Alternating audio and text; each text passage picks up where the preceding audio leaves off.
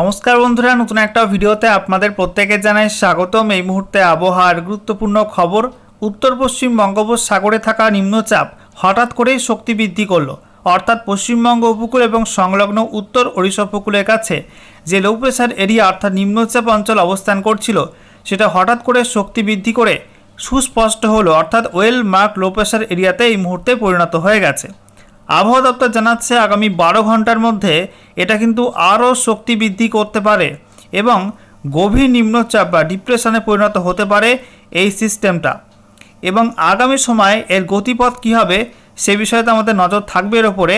তবে আবহাওয়া দপ্তর বলছে আগামী দুদিন, আজকে এবং আগামীকাল দক্ষিণবঙ্গের মধ্যে বেশ কয়েকটা জেলায় এই নিম্নচাপের দরুন ভারী থেকে অতি ভারী বৃষ্টি হবে। তার জন্য পরপর দুদিন অরেঞ্জ অ্যালার্ট দেওয়া হয়েছে দক্ষিণবঙ্গের বেশ কয়েকটা জেলার জন্য। অন্যদিকে উত্তরবঙ্গে আপাতত বৃষ্টিপাতের সম্ভাবনা কম থাকবে, মাসের শেষের দিকে কিছুটা বৃষ্টি বাড়বে উত্তরবঙ্গে।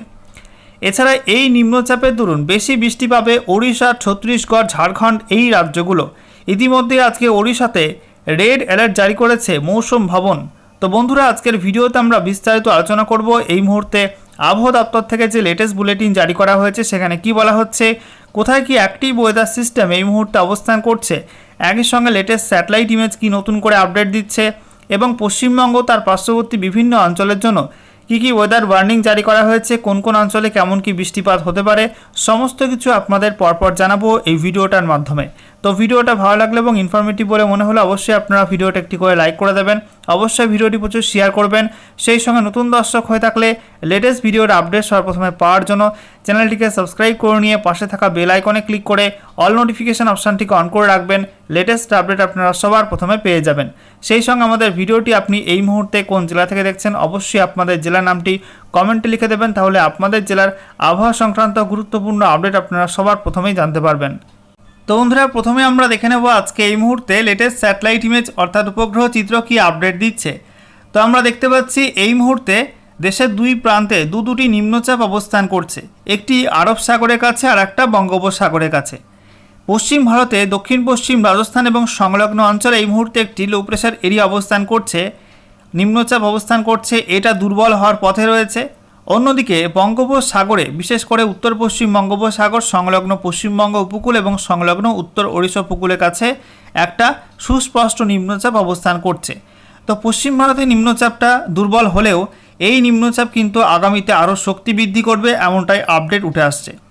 এবং বলা হচ্ছে এই দুই নিম্নচাপের মধ্যে দিয়ে প্রথমত মৌসুমী অক্ষরেখা রয়েছে, মৌসুমী অক্ষরেখা রাজস্থান, তারপরে এই নিম্নচাপ অঞ্চলের ওপর দিয়ে মধ্য ভারত হয়ে ঝাড়খণ্ডের ওপর দিয়ে তারপরে এই সুস্পষ্ট নিম্নচাপ পর্যন্ত বঙ্গোপসাগর পর্যন্ত বিস্তৃত রয়েছে।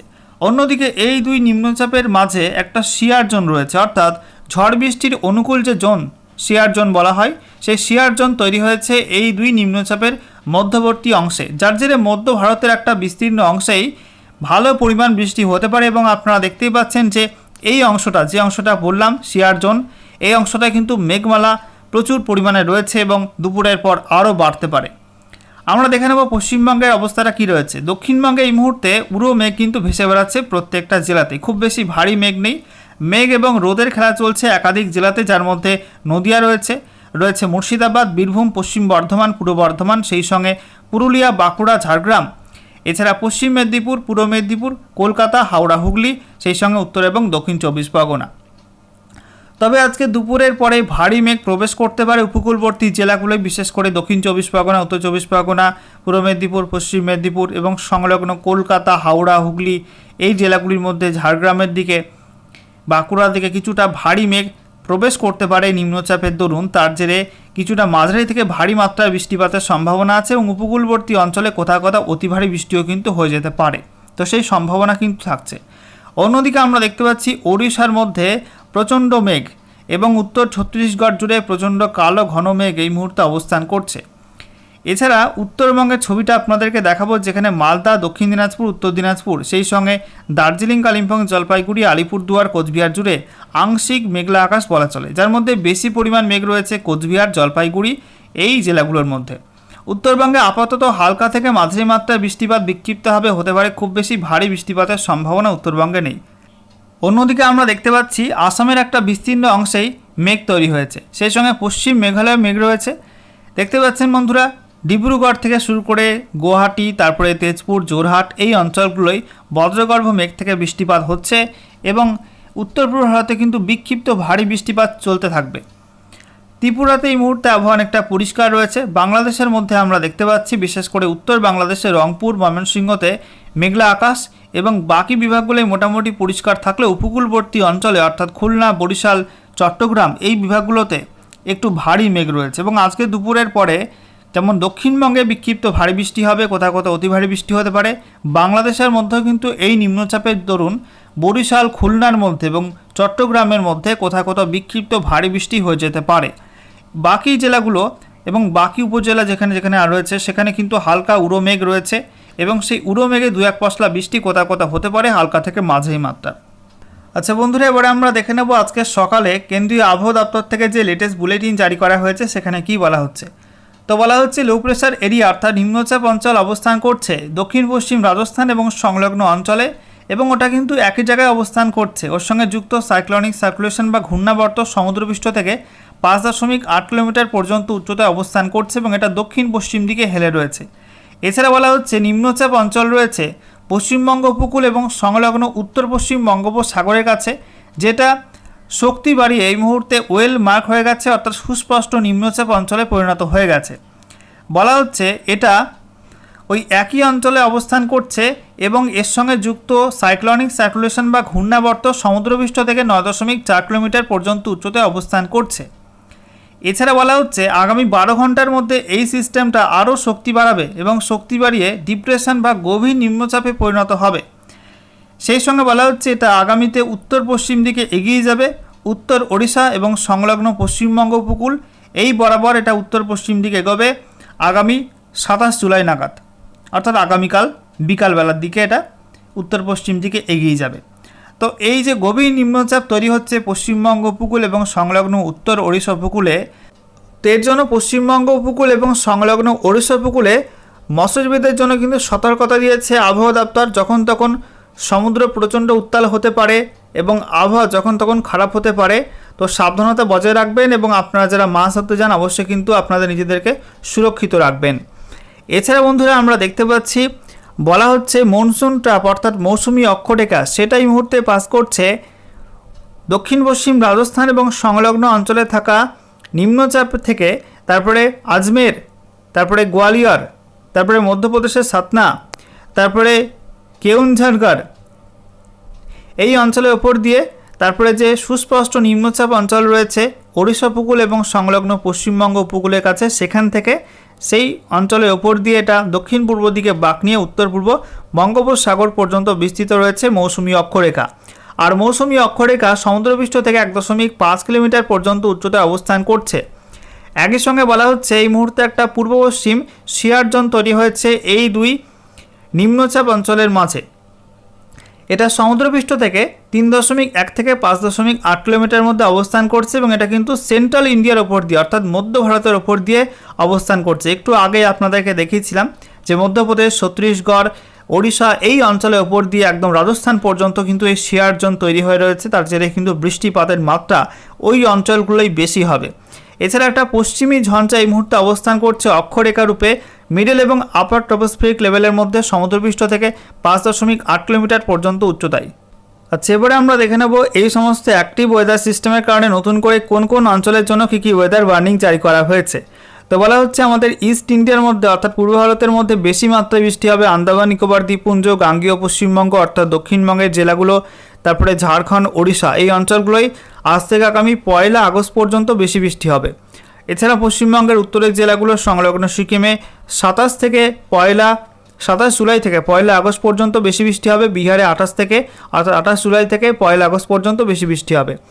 এছাড়া বলা হচ্ছে বিক্ষিপ্ত বৃষ্টির সম্ভাবনা আছে পশ্চিমবঙ্গের উত্তরের জেলাগুলো সংলগ্ন সিকিমে আজকে 26 জুলাই, বিহারে আজকে এবং তারপরে আগামীকাল বিক্ষিপ্ত বৃষ্টি হবে। এছাড়া 40 থেকে 50 কিলোমিটার প্রতি ঘন্টা এবং সর্বোচ্চ 60 কিলোমিটার প্রতি ঘন্টা গতিবেগে ঝড় বৃষ্টির সম্ভাবনা রয়েছে বজ্রবিদ্যুৎ সহ আন্দামান নিকোবর দ্বীপপুঞ্জে আজকে 26 জুলাই থেকে 1 আগস্ট পর্যন্ত, গাঙ্গেয় পশ্চিমবঙ্গে আজ এবং আগামীকাল এই দুদিন, সেই সঙ্গে 30 থেকে 40 কিলোমিটার প্রতি ঘন্টা এবং সর্বোচ্চ 50 কিলোমিটার প্রতি ঘন্টা গতিবেগে ঝড় বৃষ্টির সম্ভাবনা রয়েছে বজ্রবিদ্যুৎ সহ ঝাড়খণ্ড এবং ওড়িশার মধ্যে আজ থেকে আগামী 29 জুলাই পর্যন্ত। বিহারে আজকে 26 জুলাই থেকে আগামী 1 আগস্ট পর্যন্ত এই বিক্ষিপ্ত ঝড় বৃষ্টি হতে পারে। এছাড়া বলা হচ্ছে মডারেট টু ইন্টেন্স লাইটনিং অর্থাৎ মাঝারি থেকে তীব্র বজ্রপাত হতে পারে বিহারের মধ্যে 27 জুলাই থেকে 1 আগস্ট এই সময়টার মধ্যে। আর সেই সঙ্গে বিক্ষিপ্ত বজ্রপাত হতে পারে পশ্চিমবঙ্গের উত্তরের জেলাগুলো সংলগ্ন সিকিমে আজকে 26 জুলাই।